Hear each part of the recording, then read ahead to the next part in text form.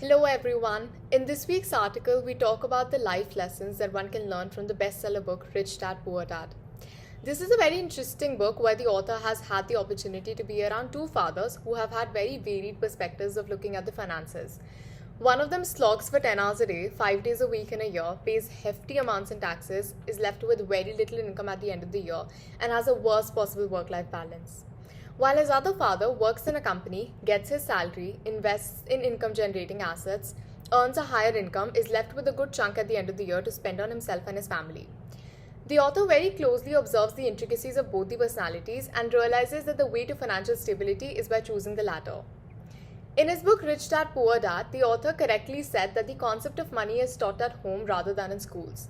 Everything we know about money is based on what our family has done with their money. If your family has a practice of saving a particular percentage of their income, you're more likely to appreciate the value of saving than someone else's parents who do not.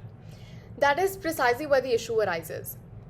Only 24% of India's adult population is financially knowledgeable, while the remaining 76% regard money as a mishandled asset.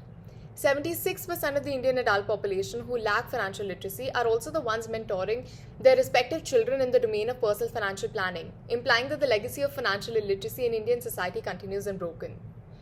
This financial illiteracy and ignorance translates into financial strains in times like COVID-19. We all, no matter whoever we are, still struggle to differentiate between an asset and a liability. In conventional accounting terms, a home, land, and automobile are all considered to be assets. However, not all your assets are going to generate revenue. The majority of us prioritize putting a roof over our heads as soon as we start earning money.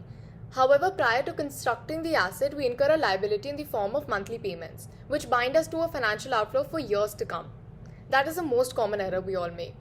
One may either invest their money in a property and be obliged to work for the same company to fund their monthly payments, leaving them reliant on a third party to live a secure life.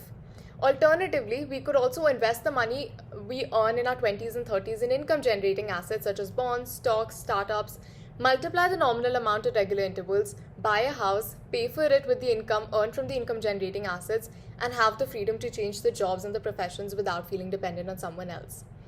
If you wish to become financially prudent or want to get some quick cash actionable takeaways for financial independence, do check out my